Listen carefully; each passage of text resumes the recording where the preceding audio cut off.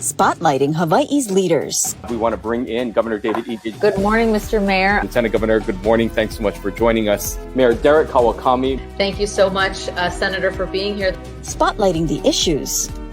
Where is the virus right now in our community? How much is this overall going to cost the state? How are you responding to the community's concerns? Talk about the level of citations that you guys are writing. Spotlight Hawaii with Yunji Denise and Ryan Kalei Suji on the digital platforms of the Honolulu Star-Advertiser. This episode of Spotlight Hawaii is brought to you by Longstrugs. Aloha and good morning. Thanks so much for tuning in here on this Monday morning. I'm Ryan Kalei Suji, joined by Yunji Denise, and this is Spotlight Hawaii on the digital platforms of the Honolulu Star-Advertiser. This morning, Yunji, we are going to be focusing in on the tourism industry. Yeah, and a big headline in today's paper as well. Joining us right now live is John DeFries, the CEO of the Hawaii Tourism Authority. Thank you so much for being here. I'm having a better hair day than that photo you used of me. we got to change the graphic. We will get on that for sure. Let's get to that headline, though, in the paper this morning. Lawmakers denying some funding that your agency had asked for to make some pretty critical repairs to the convention center. Let's talk about that specifically, and also more broadly, how you felt the session went for your agency. I'll be happy to. Thank you. And going into the legislature, we had three core requests: $60 million in operating funds, a $28.5 million increased expenditure ceiling. For your viewers, that has to do with being able to spend money that is brought into the center as well as what is appropriated. And then we also had a $64 million capital improvement project request to deal with a age-old problem at the center, which is the rooftop repair. We came out of the session with $60 million in operating funds. The expenditure ceiling was increased to 28.5, but we came out with only $15 million to deal with the rooftop. Now, as a standalone investment, that $15 million will probably produce a 3 to 5 year short-term solution, a Band-Aid, essentially. In doing that, however, the legislature made it clear to us that what it wants to see is a future vision of the center going forward over the next 20, 25 years. And to that end, they also appropriated to DBED a $500,000 appropriation that will make an assessment, conduct a survey, and take a look at what's happening in the conventions industry from the market side of it to the surrounding real estate, some of which remains undeveloped or underdeveloped, and begin to look at it much more holistically and with a future eye on it.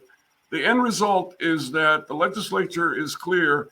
It wants the state of Hawaii to be alleviated of the annual cost that it takes to run the center, and very much wants to see a private-public partnership emerge out of this. Now, none of us have the solution to that today, but the appropriation at DBED will be a big help.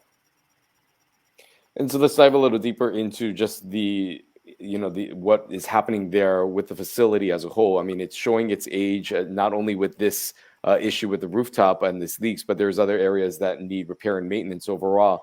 Moving forward, as this potential private partnership evolves, how are you going to solve some of these issues that could potentially interrupt businesses or organizations from coming in and utilizing the convention center? Status quo. The current condition is every time there's a major rain event at the center, we begin to knock out the use of some very valuable meeting rooms. In January, we had a total buyout of the center.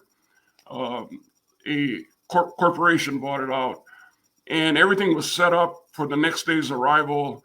The rain event hit that night, and the staff had to evacuate about 3 of the meeting rooms, reset them up. So until we get a fix, we continue to have to deal with rain event after rain event. And And that's unfortunate, but that's what we're faced with at the moment. Now, the $15 million fix, while not what we asked for, will at least deal with the incoming rain. But what it does is it will render the rooftop totally unusable during that period. So at the moment, we're looking at that 15 million and some other repair and maintenance dollars that we have on hand for some other projects. And the team at the center is looking at other scenarios than just the $15 million. We will conclude what direction to take within the next few weeks. We're discussing it with our board. I'll be circling back to discuss it with our tourism chairs to make sure that whatever course of action we take, we're all on the same page and taking this incremental step into the future. Let's talk about the tourism season that is upon us. Of course, that is the summer season. What are you anticipating in terms of arrivals and making up for some of the losses that we've seen over the last few years? Also, would love to hear about your trip to Japan with the governor and when we can expect more of those visitors to come as well. Sure. So let's take a snapshot of May, my last report, May 8 to 14, that 1 week, right? Statewide, we ran a 76.7% occupancy, and the average daily rate was north of $334. That is an incredible achievement in the month of May. So what we're looking at, and that's without Japan as our primary international market being fully reopened. We did enjoy some Japanese arrivals during that week. But going into the summer, I think you're going to see both the occupancy and the average daily rate begin to increase. The Japan trip, in my opinion, could not have been better timed. On that trip was myself as a part of the Governor Ige delegation. First Lady Dawn Ige was with us, as well as Speaker of the House, Scott Saiki. Speaker Saiki is the co-chair of the Japan-Hawaii Legislative Friendship Association, and very important set of relationships there with the legislative branch. You would be hard-pressed to find another governor in the nation who could secure a appointment with the Prime Minister, Fumio Kishida. And that request and that respect was given to Governor Ige, and it was one of the highlights of the visit, as well as the Japan Minister of Foreign Affairs, Mr. Hayashi. In each of these meetings, as well as with the legislative branch, reaffirming the importance of the Hawaii-Japan relationship within the context of Japan-U.S. relations, constantly reinforced. Every meeting, you could hear people referring to the century-long relationship that Japan has enjoyed historically and culturally, that Hawaii and Japan has enjoyed together, as really the foundation upon which increased commerce, increased tourism can occur. Anybody that goes to Japan comes home and already you start missing the food that's there. And, the food is so compatible with what we eat back here. I will tell you that in every case, and the other gentleman that was on the delegation was Director Mike McCartney from DBED. So the trip had three primary goals: government relations, strengthening that, and beginning to explore how restrictions in the pandemic will start to become relaxed, both internal to Japan and then restrictions that will help foster greater confidence in traveling out of Japan to Hawaii. So government relations, very important, as well as at the legislative level. Secondly, there was a business development component that DBED led, and had to do with meeting with digital technology companies, renewable energy companies. You've got a couple of partners in Japan who are developing real estate in EVA. that they met with. And then, of course, we dedicated about 2.5 days to meeting with our travel partners, the airlines, the wholesale operators, those that do package tours. To say there's a pent-up demand in Japan is a slight understatement. I mean, there's a fervor there to come back to the islands. But we're not going to get there overnight. At the moment, you're going to see a higher end traveler who's a lot more confident to make that expenditure right now. But I think as we get into July, August, you're going to start seeing some increased number of air seats and a greater degree of confidence that we can travel to and from each other's countries and feel confident that the right measures are in place. So, in speaking just generally, you laid out a few months there where we could expect to see that. But was there any discussion when those meetings with the Prime Minister or any of the other officials that would mark maybe an official start date or a time where this will be an opportunity for those Japanese residents, as well as residents in Hawaii, to once again visit Japan? Sure. There were not official dates, but I think you're already beginning to see it. As soon as we got back from Japan, it was announced that the number of inbound visitors, that cap had moved from 10,000 to 20,000 effective, I believe, June 1. And as you start to see the domestic restrictions become more relaxed, that is a precursor to the fact that international travel is right around the corner. We were given some specific dates from the airlines, but out of respect for them and their rollout of the public announcement, I'm going to hold off on that. But in the weeks ahead, you're going to hear announcements by Japan Airlines and ANA about what their summer and fourth quarter air capacities are going to be. So again, out of respect for them, I'm going to let them make that announcement. They're pretty excited about it, frankly. When the governor was on here ahead of his trip, he said that one of the things he would be discussing with leadership there would be perhaps some kind of special provision or waiver for Japanese nationals who want to come to Hawaii so that the quarantine restrictions and other COVID measures mitigation measures were not as cumbersome. Was there any discussion of that? Will that be necessary, do you think? That there was discussion about it, and frankly, the discussions along that line had been initiated. I can recall going back more than a year when there was a talk about, in fact, maybe 2 years now, where there was talk about creating a Japan-Hawaii bubble. The term bubble was not used, but the idea that Hawaii has taken extreme precautions throughout to keep our community safe, that our COVID counts and our hospitalizations are lower than the hotspots in the continent of the United States. And there was a recurring request to consider detaching Hawaii from the entire mainland when making those kinds of designations. Now, there was no commitment being made, but I appreciate the fact that on their end, they were open to the discussion.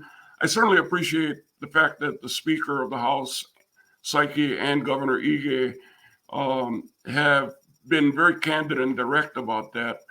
For a moment there, I began to feel like I was in the middle of sovereignty talks for Hawaii, but we won't go there. But it certainly felt sovereign. Moving on, one of the things that we always like to do is bring in questions. Heidi's asking a question here.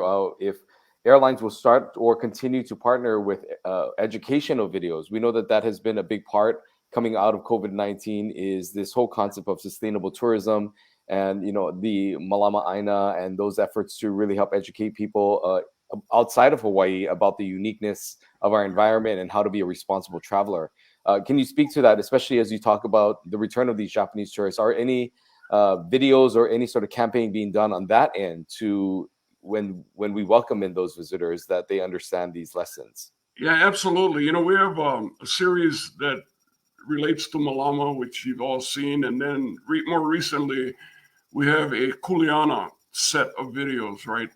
I will tell you, and this does not come as any surprise to those of us that know the Japan market. There is a level of respect and mindfulness about the traveler from Japan that actually, in my opinion, is a standard with which all markets should strive for. Because, and I do believe it's because the culture of Hawaii, whether it's the Native Hawaiian culture or the multi-ethnic Kama'aina culture, the values that we have, the values that we live by, are compatible to that and run parallel in many cases to that of Japan, right?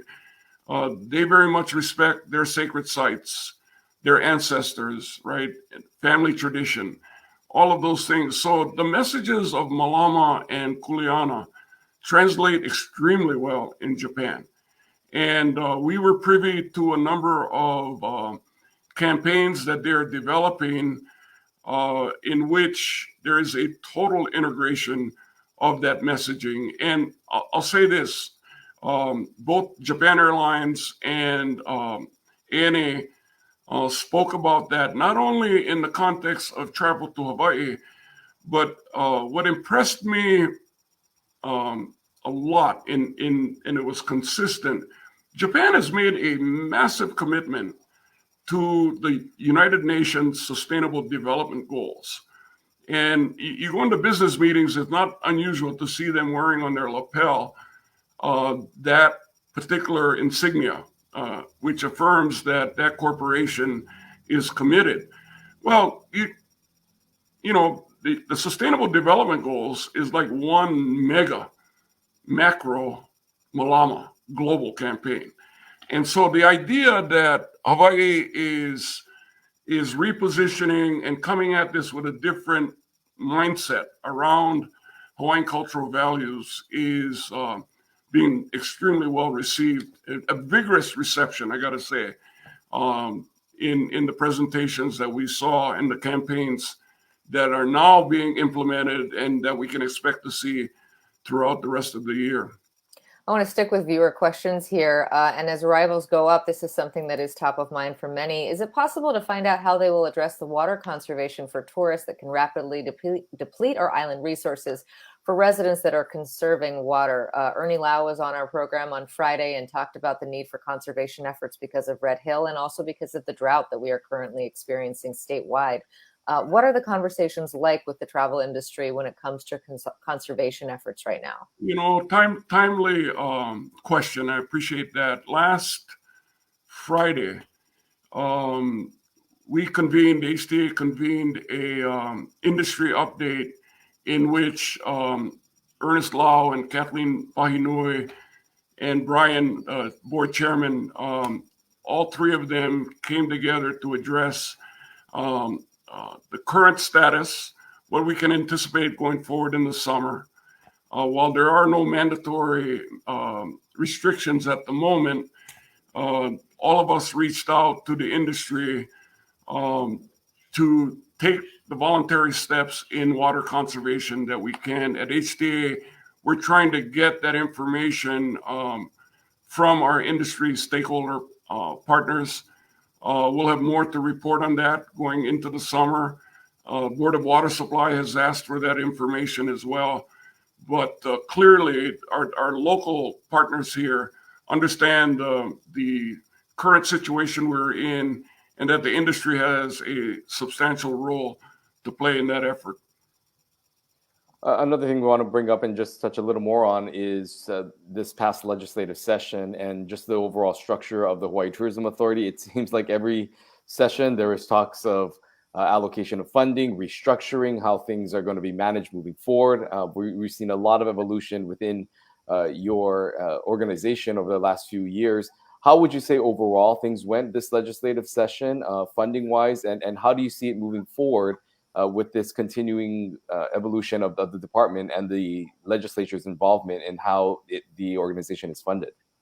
Yeah, I would say this, that and I say this in a way of expressing the fact that, you know, this is how democracy works, right? Is that you've got two chambers who in many instances do not agree The debate is actually healthy. We ended up with that session closing with the $60 million we asked for in operating funds. We actually came out with one additional position because our budget called for 25 job positions. We now have 26 that have been approved. And there were discussions about restructuring the department.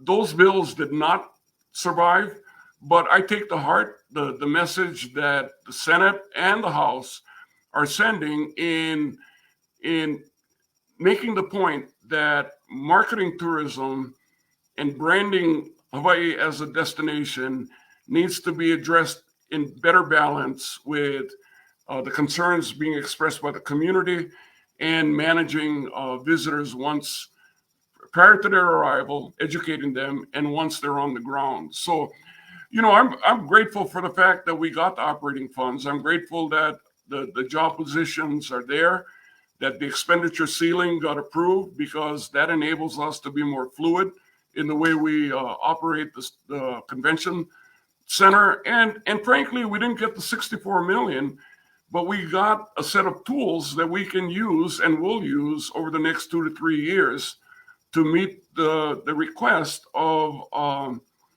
the legislature. The one thing we all want to avoid is today you and I have a 50,000 seat stadium that is no longer functional. Okay, and we're not going to let that happen at the corner of Atkinson and Kapiolani. And so whatever tools we were given, I'm grateful, and going forward. Keep in mind too, this is the first year in HTA's history that this budgeting process, keep in mind that my office reports to a 12-member board that's confirmed by the Senate. We're attached agency to DBED, and the governor is, to whom the authorities of Hawaii report. On top of that, now we have the whole House of Representatives and the state Senate. So there are no shortage of bosses, okay? And it won't surprise any of you to know there's not a consensus agreement about what the future looks like. So it's incumbent on myself and my leadership team to pick up as many data points, to pick up as many influences that we can find, and navigate a course that, number one, is best for the people of Hawaii and our communities, and secondly, that we can meet and exceed the expectation of all of the visitor markets globally. And we have a team that's up to doing that. Another topical question here speaks to something that I'm interested in as well. Ask him his feelings about crime, how crime is affecting tourism. Has he asked HPD and the DA to bring in weed and seed? It makes Waikiki a protected, vagrant, crime-free area. We know that there are ongoing conversations between the prosecutor's office and HLTA. We've talked to Mufi Hanneman about this very issue, but from your perspective, has the crime that we've seen in Waikiki in recent months had any impact on tourism, and what are your concerns about that going forward? It's always going to have an impact, right? Everybody that's got a mobile device is a media company, okay? So every time something like this happens, pictures go out, the word goes out, and anecdotally, I will say, I don't have quantitative data, but it can only hurt, right? So every story where there is a setback like that or a crime committed is going to injure the brand that we have cultivated in Hawaii over a century, frankly, when the Aloha spirit became synonymous with that. So anything that operates counter to that spirit of Aloha is in fact impacting. And I credit the Hawaii Lodging and Tourism Association, President Mufi Hanneman, for becoming extremely proactive on it, convening all the agencies that are connected with crime. And he convened a meeting, I want to say like 10 days ago. I was not able to attend, but our Chief Administrative Officer, Keith Regan, did. It's a nonstop process. And at HTA, we remain committed to taking whatever steps we can to mitigate and eliminate that kind of threat. As we wrap up here, I do want to ask you a question more on a personal level. You've been in this position, in this role now for about 2 years. What has been the most challenging part of this job for you that you've experienced during your tenure here in leading this organization? The most challenging aspect of this is, oddly enough, it has to do with, being prepared to think out of the box and to think bigger about Hawaii's role on a global stage, as opposed to just the 50th state of the U.S., right? And to that end, I look at the initiatives that are going on every island, in all the communities, relative to caring for the environment, caring for children, caring for the health and safety of neighborhoods. When I look at all of those initiatives cumulatively, what you see is these individual acts of malama. When I use malama in the context of HTA, it's not as a campaign, but it is a way of life, kama'aina way of life, and it is a call to action. Okay, and what makes me proud and inspires me is when I see this type of activity going on throughout the state and our communities. And so being able to elevate that characteristic as part of repositioning Hawaii on the global stage is something I'm committed to, HTA is committed to. And I just encourage more people to get comfortable with that fact that Hawaii has much to teach the world. At the same time, we are taking in information from different parts of the world that we believe can help us. The Japan trip is a classic example of that. So, short answer to your question is that we don't fear our own greatness, because the world needs Hawaii to emerge. Yes, indeed. I think that's a wonderful place to leave our conversation this morning. John DeFries, CEO of the Hawaii Tourism Authority, thank you so much for spending your morning with us. And get rid of that bad hair photo. We're on it. We will talk to the graphics department this morning. All right. Appreciate you guys. Thank you so much. Thank you. Aloha.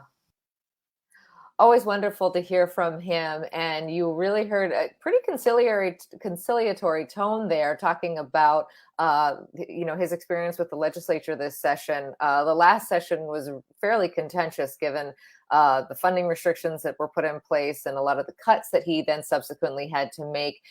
He expressed satisfaction that the budget was there and the jobs are there, despite the fact that you saw that article by Allison Schaefer in the paper this morning. If you haven't read it, please go ahead and do so, talking about, that the agency had asked for $64 million. They're going to get 15, and what he described as some other tools to try to figure out other mechanisms to support that project or that facility going forward. What he doesn't want to see, he said, is to that turn into, what Aloha Stadium now is to the state, which is a facility that we can't use, but still costs us a lot of money.